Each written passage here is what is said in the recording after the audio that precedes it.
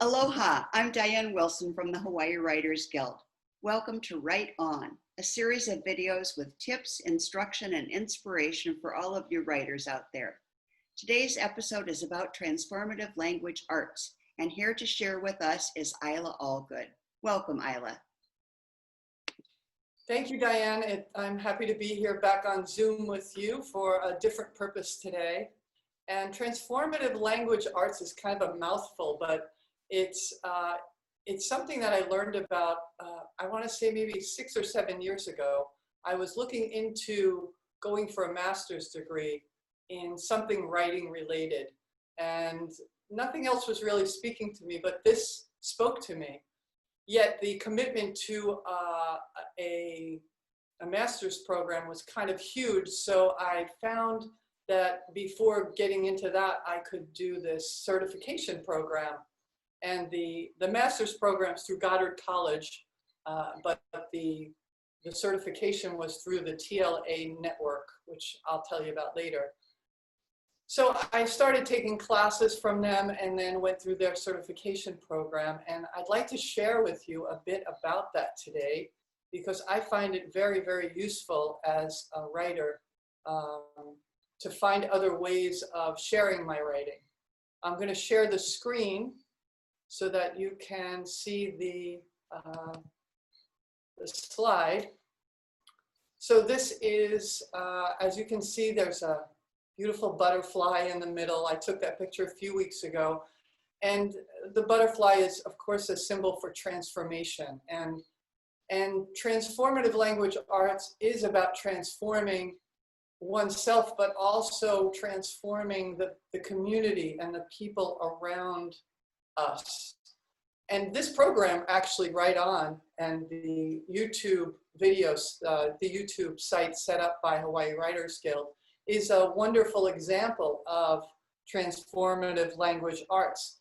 It's taking the written word and sharing it in the community in different ways. So one of the ways that we've done that is with the YouTube programs. And in the past, we've had many author readings. The Guild has hosted a number of author readings, and that's offered us an opportunity for the writers of the community to stand in front of a group of their peers and share their written work. And it creates a more connected community by doing that. And then you can go a little further and look at, well, what are the topics that we're talking about? It could be I share a poem and Diane shares a story, but what are there topics, meaningful topics that we want to share, as well as simply our written work? Sometimes there's fiction, sometimes there's nonfiction. It really depends on the person and what the person feels passionate about. So I share this with you today because as writers, whether you're a new writer or you're about to become a writer or you've been writing a long time, it's valuable to look at how can I share my work beyond the desk, beyond the computer, beyond what I do at home. And one thing that we do, of course, is we try to get our work published. And a lot of us think that we need to publish it into a book. And that's wonderful. But there are also other places we can publish in our community, like a local newspaper. We have Kohala Mountain News here in North Kohala, and they're happy to publish a short story or a poem, usually related to something in the community or something that's going on at this point in time.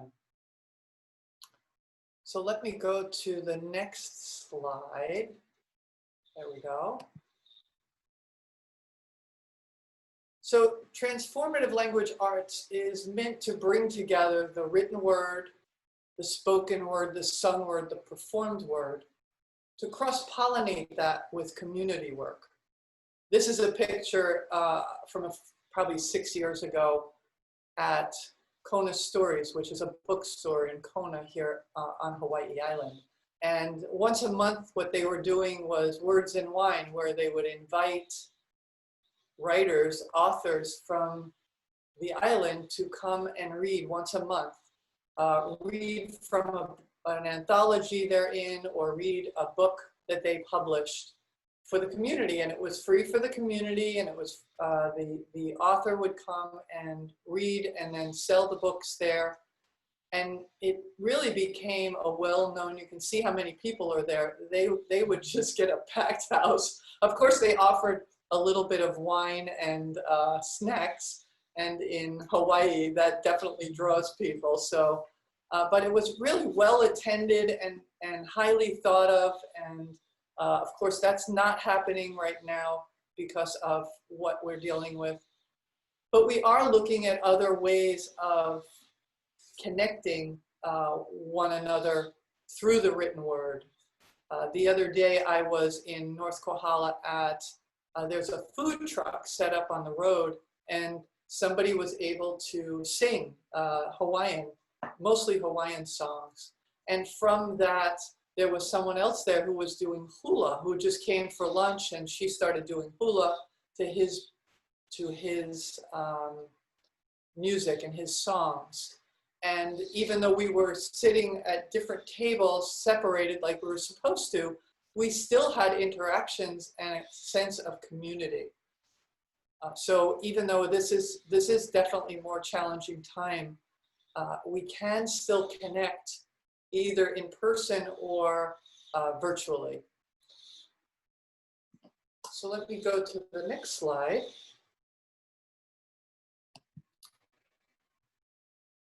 So transformative language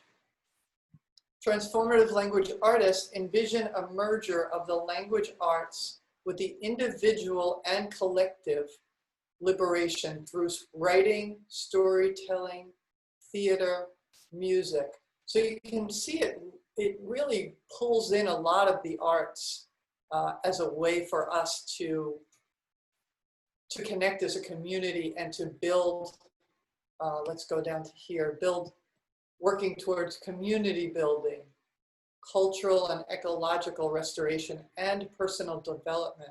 It really does all those things, and I certainly have found it for myself. Doing this today is me stepping out of my comfort zone to do something maybe I haven't done before, but I do it because I want to encourage you, the people watching, to think about what could I do? How could I be in my community? What could I bring to my community relating to my writing that would maybe push the edge a little bit to make me, oh, I'm a little bit uncomfortable, but let me do it anyway. I have something that maybe someone can inspire somebody else. Maybe it's a poem you wrote, and by recording that poem and actually doing a recording on your computer and then posting it to YouTube or Vimeo or Facebook or wherever, you get the opportunity to do it again and again and again at home or wherever you're doing it until you feel comfortable with it. And then when you feel comfortable with it, you can say, this one came out pretty good. I can post this one now. And you never know who you're going to inspire with that, by the message that you're saying in the piece that you're reading, or just by the fact that you're up there doing it. And maybe your friends and family didn't even know that you wrote poetry, but here you are on YouTube sending them a link, and they start to, oh, I didn't know that about her. I didn't know that about him. I didn't know they did that sort of thing. So transformative language arts is transforming you as the writer and the people around you and the community, and ultimately, that ripples out and it affects the whole planet. It's energy, and energy just keeps transforming and moving. Now, this photograph is from a few years ago. I was about 70 pounds bigger there in the black and white shirt, but I'm standing there in the black and white shirt. Next to me is my wife, Holly. This was taken in Honolulu. We did a 2-hour Pride writing workshop. It was something I had never done before, but because of my experience with transformative language arts, I was looking for ways to meld something that was important to me, meaningful, and the writing. And being part of the LGBTQ community, I wanted to serve that community in some way. So I created this workshop, and she and I did this together in about 4 or 5 locations over a period of a few months. And this one, we had 2, 4, 5, there were 6 people there plus us. And I was so touched by the people, the depth of the sharing, where they wrote. We gave them prompts and they wrote, and then we came back and we shared what we wrote. The depth of their sharing and the truthfulness and the sense of connection that each person seemed to benefit from this community. The man down in the colorful shirt there, he was in a wheelchair, and he said it's really hard for him to meet other people like himself in the LGBTQ community. That the only place he could meet anyone that he knew of was a bar, and he didn't want to do that. So it really brought a lot of depth and connection between the people who were in attendance, but it certainly meant a great deal to me as a writer and as the facilitator that day. So it goes beyond just me as a writer. It takes my writing and brings it out into the community in the ways that speak to me. If you're not someone who feels at all like you want to get up in front of a group of people and teach something or workshop something, then maybe that's not your first step. I will tell you that when I was younger, I'd say in my 30s, I was shy. I did not want to stand up in front of people. I was not comfortable with that whole concept. But I started a little bit at a time, and then I took Toastmasters, which taught me some of the important techniques, but really gave me tremendous confidence to speak to people. That's if you don't know, Toastmasters is a public speaking organization that's worldwide. And that enabled me to be more comfortable. And each time I do it, I get a little more comfortable. And also knowing I'm human and I'm going to make mistakes and I'm going to forget the words that I was going to say. And that's okay. It's really in our authenticity that we can connect with one another. So as I look at this, I look down at the bottom there where it says Transformative Language Artists, Scholars, Facilitators, and Consultants facilitate. And here's just some ideas of where we can facilitate groups. So online, like we're doing today with Zoom, and as we're allowed to, we'll go back to the community centers, schools. I used to do a lot of groups at high schools, libraries. We do a lot of work with our libraries. So when that starts to be something that we can do again, we'll offer that. I started doing writers groups where I would lead a writers group, and I had no experience with that. But as I started to get into it, I got the experience. I also attended other writers groups, and that's something else I would encourage people to look at. How can you maybe get a group of 4 or 5 people? It doesn't have to be 400.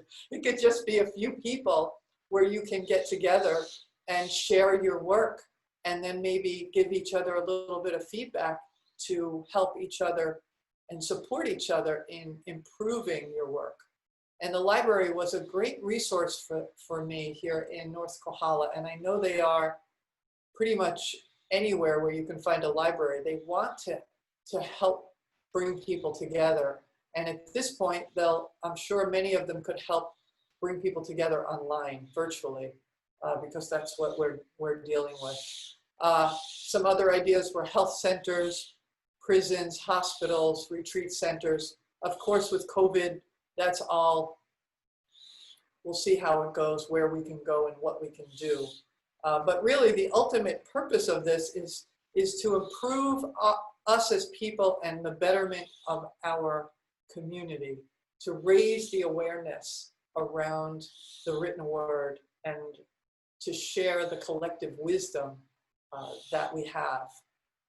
So I'm gonna take this, let's see if I can unshare this and stop share. Hi, Diane.